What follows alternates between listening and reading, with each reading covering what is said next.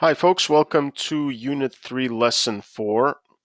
So last time we had seen how we can use the second derivative to determine this idea of concavity. So whether a function lies below all its tangents, okay, or lies above all its tangents. And it's a quality similar to a quadratic function opening upward or downward. Okay, but the other thing that we had seen a couple of days ago was this idea of a first derivative test for determining where the local maxes and mins are found. So in this case here, say here we have a local max because our derivative is equal to 0 and the function changes from increasing to decreasing. In other words, the derivative is going to change from positive to negative. Okay, but the fact that we qualified it by calling it the first derivative test as opposed to just the derivative test tells us that there might be a second derivative test. Okay, so I want you to take just a couple of minutes to think about how we might incorporate the second derivative to test for extrema. Okay, and notice here I give you a hint. You still have to reference the first derivative, okay, but see if there's a way to determine how the second derivative can help you out. So I'll give you a few minutes to just think about this here, and then we'll come back. All right, so we're back, and let's see what we can come up with. Well, I noticed that all of these points where I've got a local max and min, well, I guess the way I'm going to reference the first derivative is, well, I still need that first derivative to be equal to 0. Okay, but in the past, what I'd have to do is create a number line and see whether it was changing sign, whether the derivative was changing sign. But notice something here. Local max. What's the concavity in the neighborhood of that function, or even at that point? It's concave down. Here I have a local min, concave up, local max, concave down, local min, concave up. And that's when you realize that in order to be a local min, okay, you're going to need all the values of the function to be above the tangent line, this horizontal tangent line. In the same way, to be a local max, to be the highest point in a neighborhood, you're going to need all the values of the function to be below your horizontal tangent. And so this is where we come up with a way of determining these local extrema.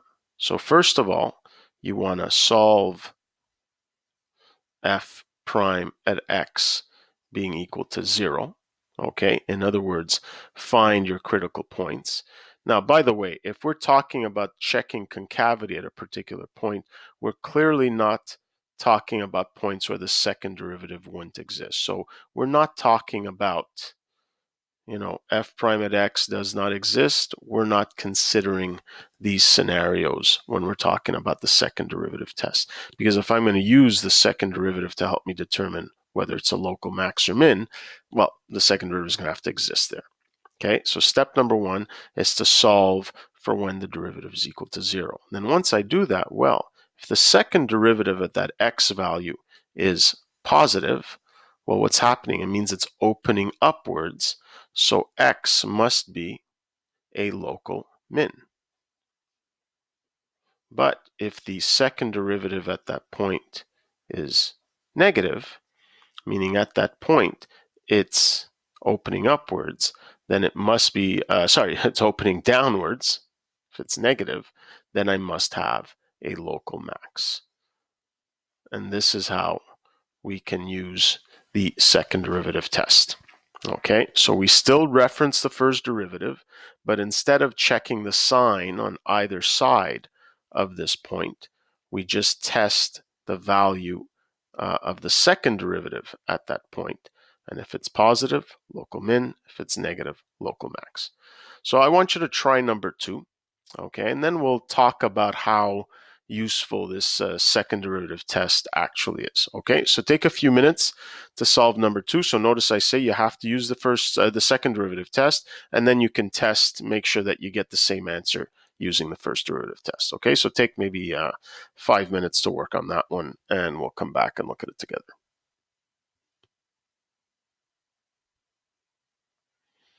All right, so we're back.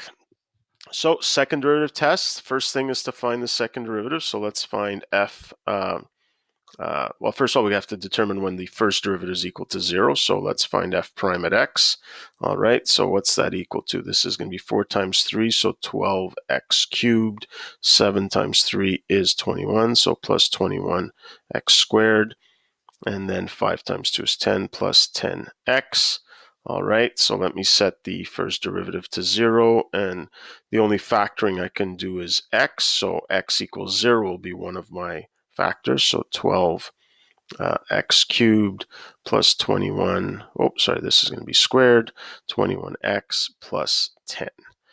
Okay, and I might take a quick look to see if this is easily factorable. So if this is like 3 and 4, 2 and 5, 3, 4, 2, 5, 6 and 20 doesn't work, 8 and 15 doesn't work, and I don't think anything else is really going to work here. So I know that x equals 0 is one of my critical points, because that makes the derivative equal to 0. So let's use the quadratic formula here. So what do we have? X is equal to negative 21 plus or minus square root of 21 squared minus 4 times 12 times 10. And I'm not 100% convinced that that's going to be positive, so I better check that here. And we have 21 squared minus 4 times 12 times 10, and that is negative. So there's no solutions from this here. So there's only one critical point. Okay, so if I want to now use the second derivative test, all I have to do is test the value of the second derivative at 0, and depending on whether it's positive or negative, will tell me whether I have a local maximum. So let me find the second derivative. Okay, so I'll go from here. So there's 3 times 12 is 36x squared, plus 2 times 21 is 42x, plus, and I'm just going to be left with 10 here. And if I do f double prime at 0, where the derivative was equal to 0, I just get 10. So that's greater than 0. So that means that at 0, this function is concave up. So that means I must have a local min at x equals 0. Okay, and that's how we can use the second derivative test.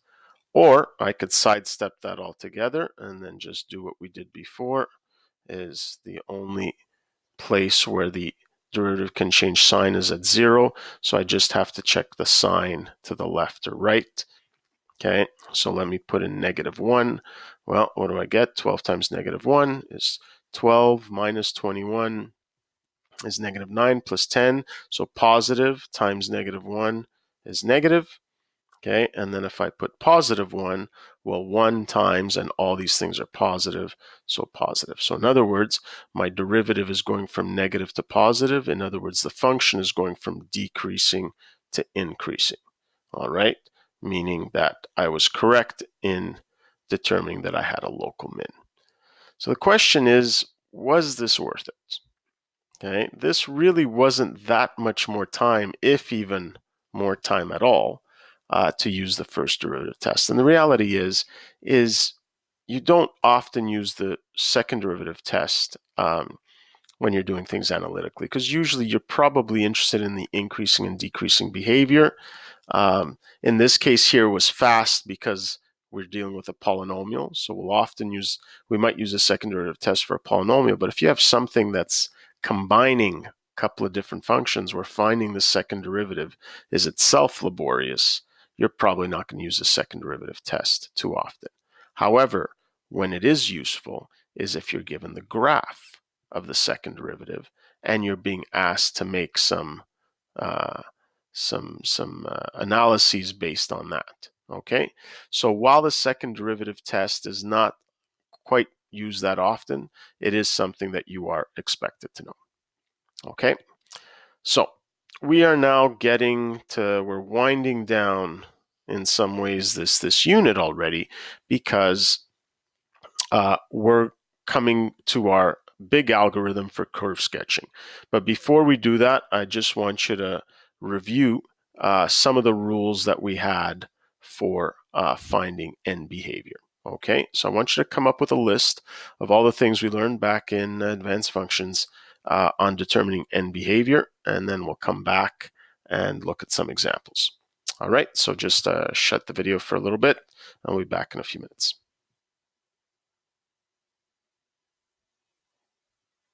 All right, so I'm back, and let's see what we come up with here. So let's start with the order we went in advanced functions. So first of all, we know we have our rules for polynomial functions. So we know that it has to do with the degree. It has to do with whether it's an odd or even degree. And the other thing that's important is, of course, the sign of the leading coefficient. Okay, so I'm not going to go through all these rules, but just these are the things that are involved. Is the degree of the polynomial even or odd? And based on that, you look at the sign of the leading coefficient, and you know how the function should behave. All right, so next we have the rules for rational functions. Okay, and these were a little more complex, but again, it had to do with the degree of the numerator and the degree of the denominator. Okay, and it had rules for when the denominator had a higher degree, when they had the same degree, or when the numerator had a higher degree. Okay, so we have two of those that produce horizontal asymptotes, and then a third one that produced end behavior that went to positive or negative infinity, and possibly, possibly an oblique asymptote, depending on the difference of the two. Sometimes it could start to look like a quadratic or a cubic, but the ones we looked at were often oblique asymptotes. Okay. Then the other thing we looked at is when we started combining functions, is we realized that certain functions grew faster than others. Okay, and we actually had this hierarchy where we said exponential functions were the fastest, then came powers of x by decreasing degree. So of course that incorporates not only polynomials, but square roots, or exponent 2.7. So the higher the power, the faster it is, the lower the power, the slower it is, and then the slowest were logarithmic functions. Now, while there are slower functions than logarithms, and as we saw, quicker functions than exponentials, in terms of the ones that we generally deal with, this is the hierarchy that you use. Okay, so if you're combining two different functions, okay, you have to analyze how the individual functions behave and which one takes over in the particular circumstance. Okay, so what I want you to do is I want you to take these rules and do a little bit of review to determine the end behaviors of all these functions. Okay, I would say most of these should be pretty straightforward, and there's one interesting one at the end which we'll take up. Okay, so you should take, I would think, I don't know, anywhere from 7 to 10 minutes to finish off number 4, and then come back and look at the solutions. Okay, so shut the video now and come back in a little while.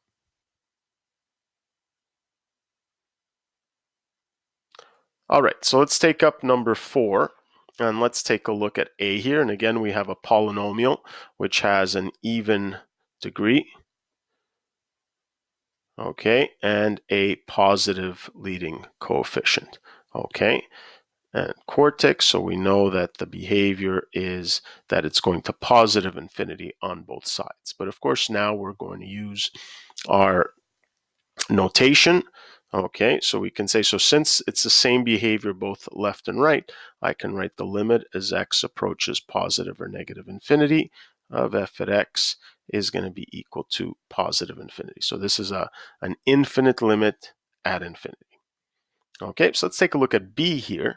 Now this is where things get a little dicey because we have to compare these two functions. So we have x squared and we have e to the minus x.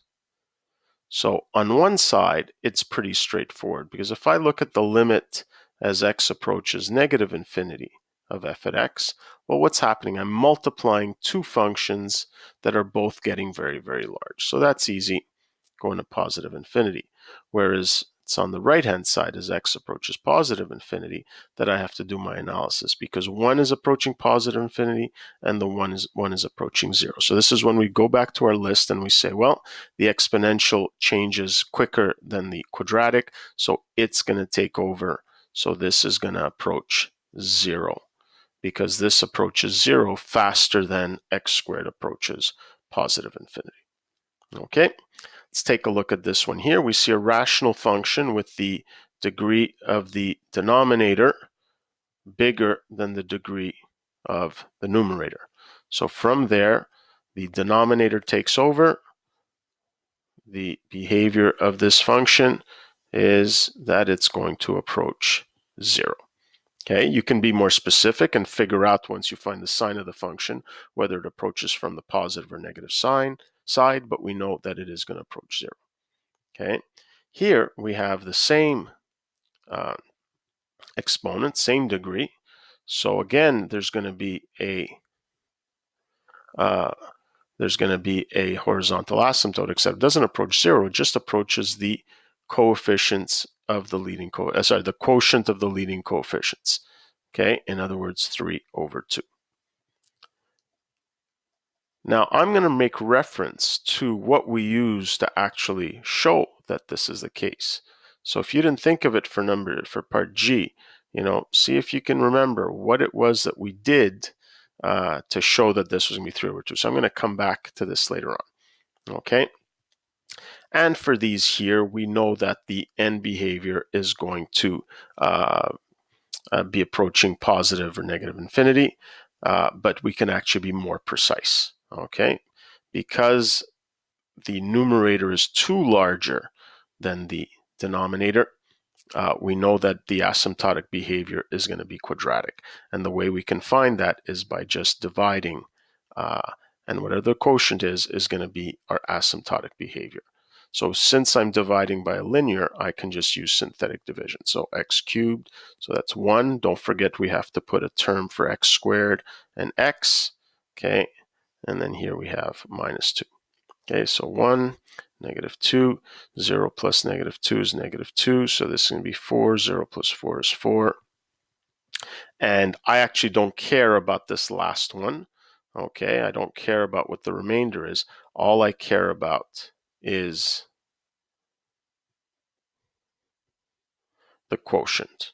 Okay, so the quotient in this division gives me my asymptotic behavior. So as time goes on, or as we go to positive infinity or negative infinity, we have this oblique, I guess I shouldn't say oblique asymptote, it's not, this quadratic asymptotic behavior. Okay, similarly here, numerator is bigger than the denominator, so I know it's going to approach positive or negative infinity, but because the numerator is 1 larger than the denominator, we are going to have a linear oblique asymptote. So again, we just divide to get the equation. So 2, and here we've got 1, 0, 4. So 2 times 2 is 4. 4 plus 4 is 8, but again, I don't care about that. The only thing I care about is the quotient, which is given by x plus 2. Okay, so as we saw earlier on in the course, that just tells us that this function is going to approach x plus 2 at the extremities. Okay, now remember what we talked about here is what justified the fact that this was approaching 3/2. And what we did is we applied a little trick, because we divided numerator and denominator by that highest power. So 3x squared minus x plus 3 divided by x, and this is perfectly legal since I'm just dividing numerator and denominator by the same number. I don't care about x being 0 because we're talking about end behavior, so very large or very small numbers. And when we did some simplifying here, sorry, this should be x squared.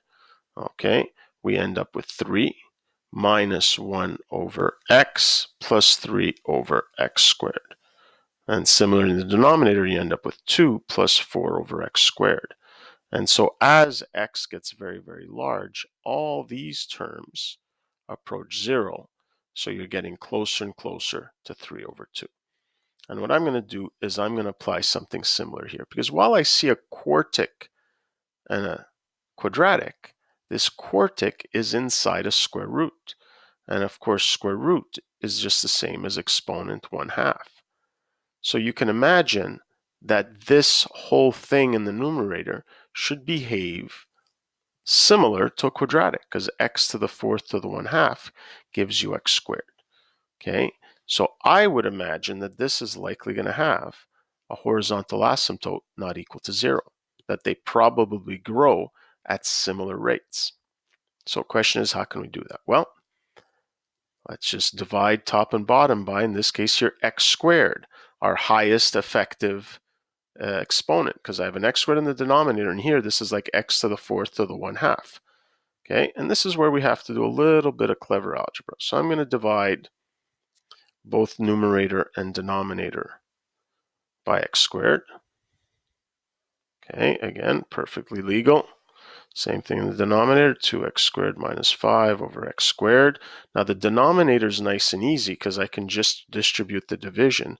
This is the clever trick, is I'm going to write x squared as the square root of x to the 4th. Okay, these things are equivalent. So what that allows me to do is to take this expression and bring it inside the square root. Normally we're trying to take expressions out of the square root. Here I'm going to take this into the square root by rewriting x squared as the square root of x to the 4th. So what that allows me to do in the numerator is to write 9x to the 4th minus 3x squared plus 2x all over x to the 4th. Here, let's simplify the denominator. We're just left with 2 minus 5 over x squared. Okay, and now we just do our division. We end up with 9 minus 3 over x squared plus 2 over x cubed. And then here we have 2 minus, whoops, let me bring that in, 5 over x squared. And what do we have? That all these terms approach 0 as x gets very large. So what does this approach? Well, it's just going to approach square root of 9 over 2 or 3 over 2. Okay, so this is going to have a end behavior of 3 over 2. All right, so you have it. Nice little trick that you can use, kind of a nice souped up version of the one that we used in the past. All right, so now is where we get to the big ticket item for this unit, is coming up with this algorithm for curve sketching. So there should still be time. I want you to try to come up with all the possible steps, given everything that we've come up with, including what we learned in advanced functions, and try to come up with a master list of all those things we could use to help us sketch a curve. And next class, we're going to put it all together and start sketching some curves. Okay, that's it for this one.